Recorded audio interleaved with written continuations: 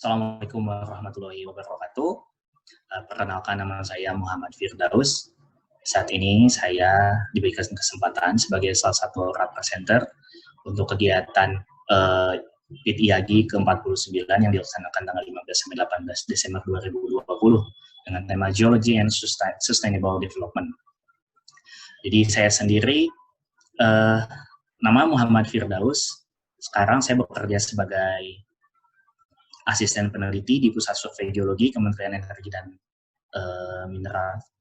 Di Pusat Survei Badan Geologi Kementerian Energi dan Sumber Daya Mineral. Background saya adalah Magister Geologi dengan fokus di Petroleum Geology. Background saya sudah ya, kemudian pengalaman bekerja kurang lebih sekitar 8 tahun, di mana pada awal kerja saya bekerja di bidang eksplorasi mineral dan batu bara, dan sejak 2013 sampai saat ini saya fokus di eksplorasi minyak dan gas. Mohon izin pada kesempatan kali ini, insya Allah saya akan mencoba men-sharing tentang salah satu hasil penelitian tentang batu gamping di daerah Sukabumi dengan judul Sedimentologi Batu Gamping Formasi Lengkong di daerah Neglasari, Sukabumi berdasarkan pengamatan lapangan dan petrografi. Ini ada outline dari presentasi saya kali ini, dibagi menjadi 5 bagian, yaitu pendahuluan, geologi regional, data dan metodologi, kemudian diikuti oleh hasil dan diskusi setelah ditutup oleh kesimpulan. Lokasi penelitian berada di Kabupaten Sukabumi, di Kecamatan Jampang Kulon. Kurang lebih sekitar 2 jam perjalanan ya ditempuh dari pusat kota Sukabumi ke arah Pelabuhan Ratu. Dan di gambar kanan ini adalah peta geologi, potongan peta geologi lembar Jampang dan Balikambang dengan skala 1:250.000. Bisa kita lihat formasi lengkong, gamping lengkong yang diwarnai dengan warna biru ini, itu berada di antara sedimen vulkanik formasi Jampang. Singkapan batu gamping ini memang jarang kita temukan di pinggir jalan jika kita dalam perjalanan ke Pelabuhan Ratu, karena memang kebanyakan jalan utama itu dibuat dengan menembus formasi Jampang. Singkapan batu gamping ini biasanya ditemukan di sungai-sungai tidak jauh dari jalan raya, salah satunya adalah di Sungai Cimapag. Objektif dari kegiatan ini adalah untuk mengetahui proses sedimentologi dan perkembangan lingkungan pengendapan dari formasi lengkong, yang salah satunya tersingkap di Sungai Cimapag. Dan hasil dari riset ini dapat digunakan sebagai salah satu data dasar untuk updating peta geologi yang dibuat oleh Pusat Survei Geologi dengan skala 1:50.000 atau 1:25.000.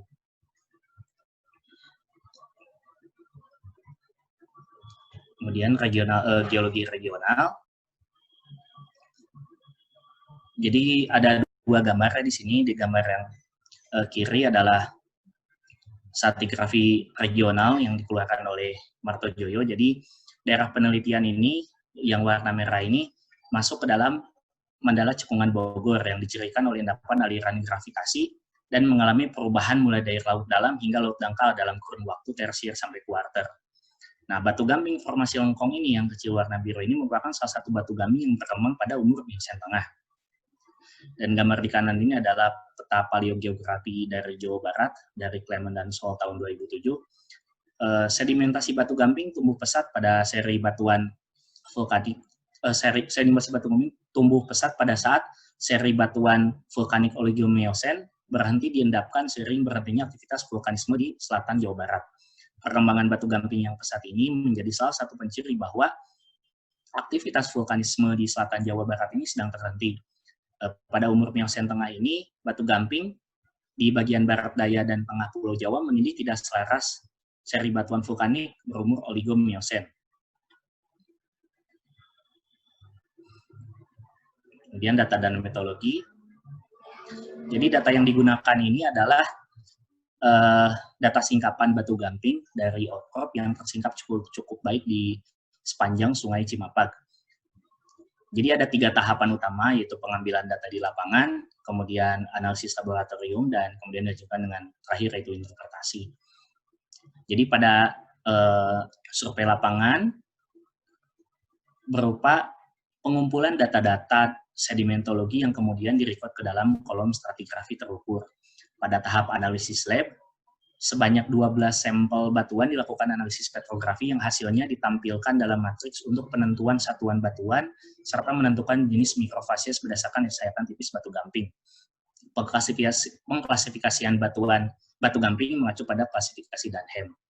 Dan kemudian hasil survei lapangan dan analisis petrografi ini yang telah diperoleh digunakan untuk menentukan mikrofasies sebagai data dasar interpretasi lingkungan pengendapan.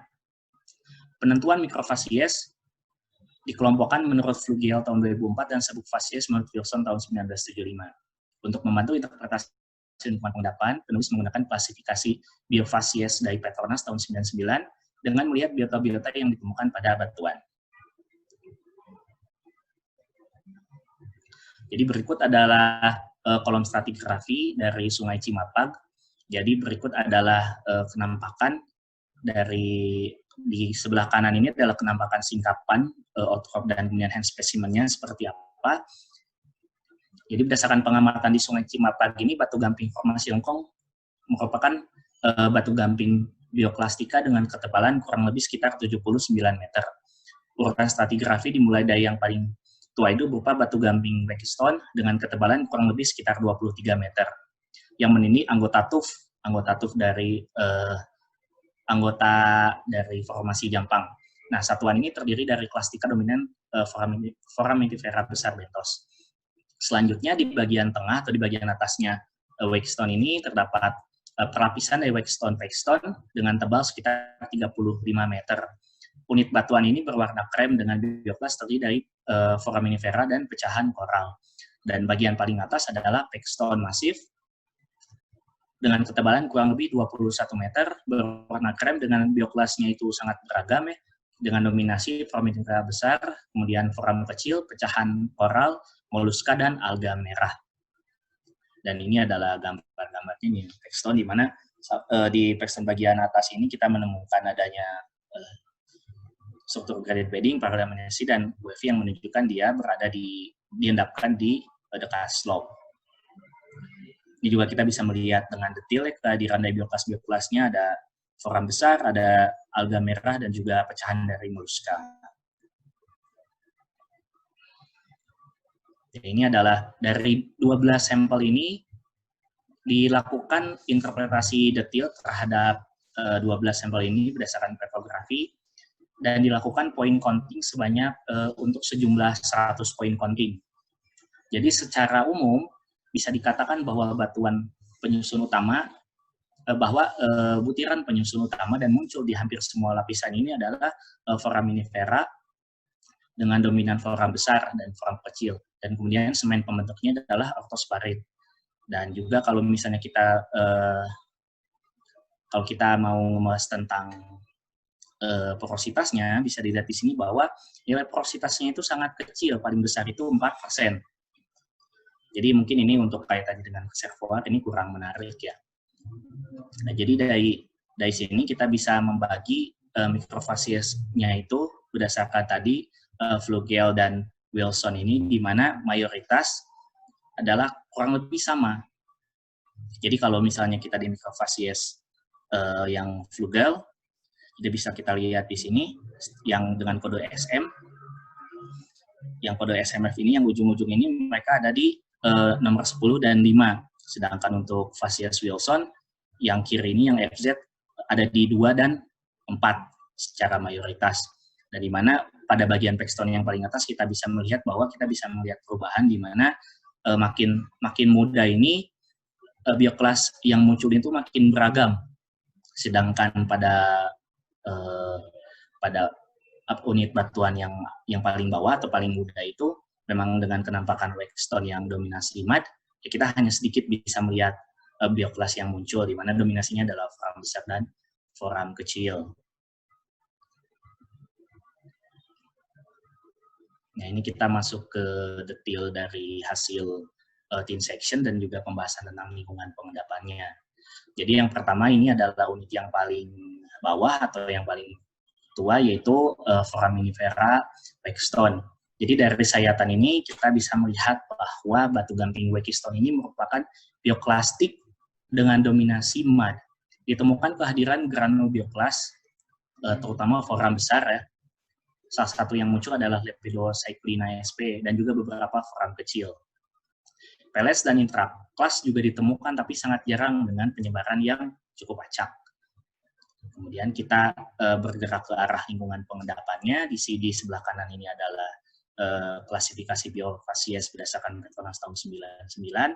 Kita melihat bahwa ada kehadiran dari Lepidocyclina, ada Cycloclipeus dan Planktonic forams, yang mana setelah kita masukkan dan kita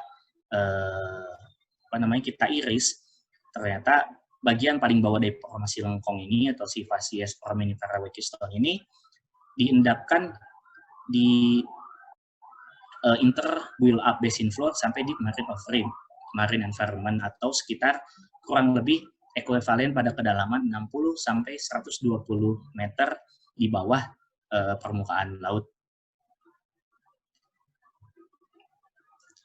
Dan ini adalah bagian atas tadi di setelah Fasies wekistone, yaitu ada foraminifera wekistone dan pekstone, jadi selang-seling. Ini yang saya masukkan adalah yang pekstone-nya. Nah, kalau misalnya kita melihat yang wekistone-nya, dia mempunyai tekstur bioklastik dan beberapa sudah terkristalkan cukup kuat. Butiran karbonat terdiri dari bioklas berupa dominasi foram besar dan beberapa cangkang moluska.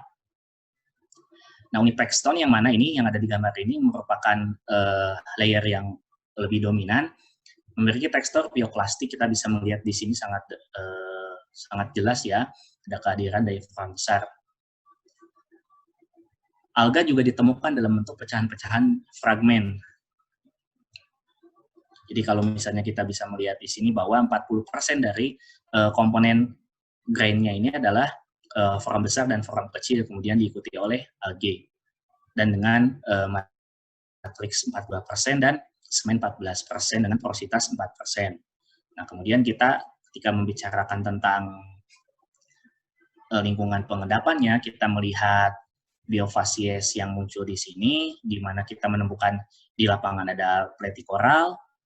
Di sini kemudian kita juga di thin section dan juga di lapangan melihat ada Lepidocyclina, Cycloclipeus dan juga Planktonic forams. Jadi bisa terlihat bahwa bagian tengah dari formasi lingkong ini berdasarkan kehadiran biota-biota tersebut diinterpretasikan bahwa unit ini diendapkan pada bagian deep marine off reef atau setara kedalaman 60 sampai 100 meter di bawah permukaan laut.